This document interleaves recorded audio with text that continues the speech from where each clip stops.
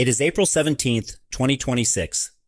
Along the 1,084-kilometer border separating Belarus from Ukraine, construction crews are at work. To the casual observer, it's just roadwork. But the assumption that this is a routine infrastructure project is dangerously wrong. While Vladimir Putin has been broadcasting narratives of imminent victory, Ukraine has been quietly preparing for this exact moment for 4 years, ready to neutralize the Kremlin's last desperate gambit without firing a single shot. The year was meant to be one of victory. Instead, Russia is facing a staggering reality on the front lines: 35,351. That is the number of Russian soldiers lost in March alone, a record for the entire war, according to Al Jazeera. The operational impact is devastating. In the south, Ukrainian forces have recaptured 480 square kilometers of territory since February. In the east, Putin's deadlines for advances in Donetsk and Pokrovsk have all failed to materialize. The technical reason is stark. In the words of Commander-in-Chief Syrskyi, Ukraine's destruction rate is now exceeding Russia's mobilization rate. This battlefield collapse has triggered a geopolitical shift, forcing a cornered leader to change the rules of the game. That move is Belarus. After an intelligence briefing from Commander-in-Chief Syrskyi, President Zelensky has officially announced that road construction and the development of artillery positions aimed at Ukrainian territory are ongoing in Belarus's border regions. But satellite imagery confirms the picture is much deeper.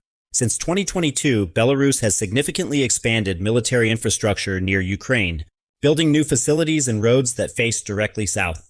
According to Ukrainian Defense Intelligence, Russia has established a total of 4 Shahed drone control bases on Belarusian territory, providing a stable signal for attacks targeting Ukraine's northern and western regions. The establishment of these drone bases marks a critical evolution in Belarus's complicity. It moves the country from a passive staging ground, as it was in 2022, to an active and integrated part of Russia's long-range strike infrastructure. This blurs the line between ally and combatant, creating a new strategic dilemma for both Kyiv and NATO. And in December 2025, President Lukashenka announced that the Russian-made Oreshnik ballistic missile system had been deployed to Belarus, a weapon with the range to cover not only Ukraine, but also Poland and Germany. These are not separate events. They are parts of a single strategy, pulled from the same playbook as the 2022 siege of Kyiv. Then, as now, Russian soldiers were deployed under the pretext of exercises. Then, as now, infrastructure was presented as routine modernization. And then, as now, Lukashenko insisted, "We won't enter the war."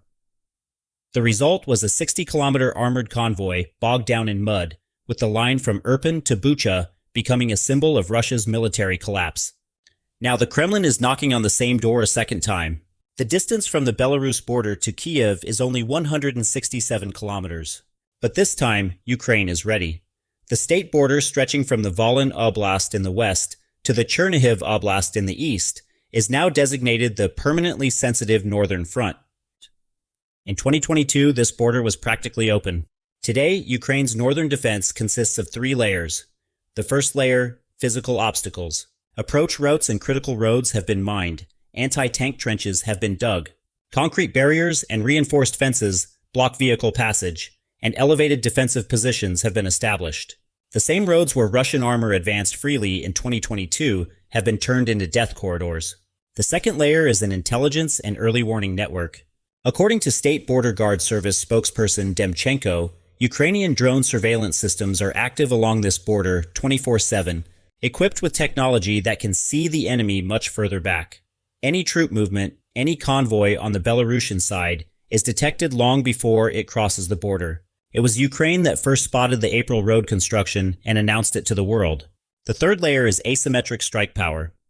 Long-range drones, electronic warfare systems, pre-calculated artillery fire coordinates, and minefields make any armored advance highly costly before it even begins.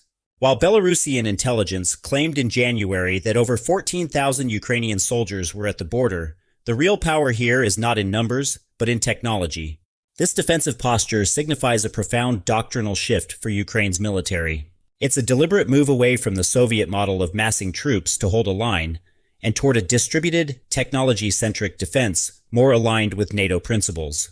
This strategy conserves precious manpower for offensive operations elsewhere, turning a potential weakness into a strategic advantage. Ukraine's counterplan can be summarized in 3 words: see, delay, strike. First, see every movement with drone and satellite tracking.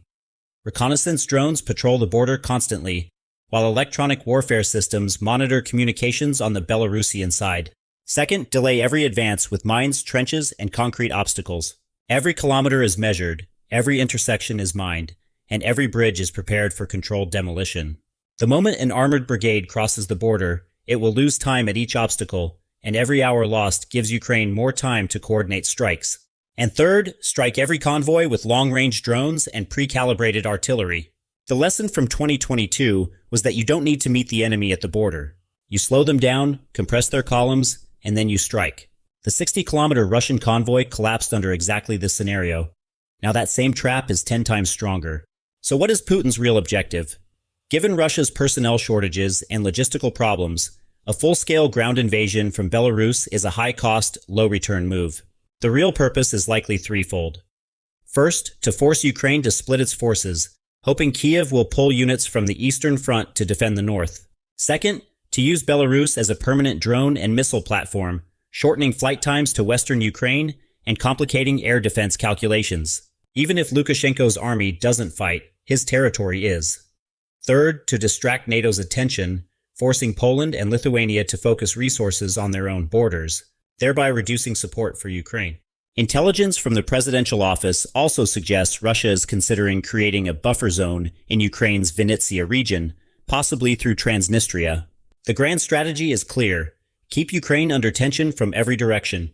But for this plan to work, one man's permission is needed: Alexander Lukashenko. He is trapped.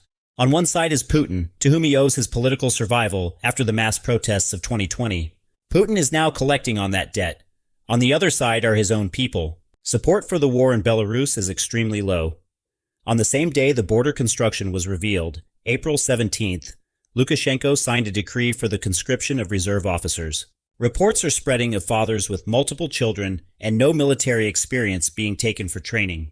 His 45 to 50,000 strong army has not seen combat in 4 years. Facing them would be an army forged on the world's most intense battlefield. At this critical juncture, President Zelensky delivered a sharp message. The nature of recent events in Venezuela should serve as a warning to the Belarusian leadership not to make mistakes. It is a direct threat. Dictators do not last forever. The preparations in Belarus have put the entire region on alert. Poland is fortifying more than 200 kilometers of its border under its East Shield program. Lithuania has established a joint defense plan with Poland to protect the Suwalki corridor. NATO is continuously monitoring the region with AWACS surveillance aircraft. The irony of this situation is that Putin's attempt to create a diversion is actively accelerating the very outcome he sought to prevent. By activating the Belarus front, he has triggered a massive permanent hardening of NATO's eastern flank. This isn't a temporary troop rotation, it's a long-term infrastructure and defense commitment, a strategic own goal. By mobilizing Belarus, Putin is spreading Russia's already depleted resources even thinner. New roads, bases, and missile deployments all cost money at a time when Ukraine's drones are burning Russia's refineries. As revenues decrease, spending increases. Every door Putin opens in search of an exit only seems to pull him deeper into the conflict. He has tried every strategy, and every strategy has failed. Now in 2026, he is playing his last card, but this move is less a sign of strength and more an indicator of desperation. A strong leader does not need to drag his allies into a war. A weak one does. And what remains genuinely unknown is which path Lukashenko will choose. If he does what Putin wants, his regime risks collapse from within. If he doesn't, he faces the wrath of the Kremlin,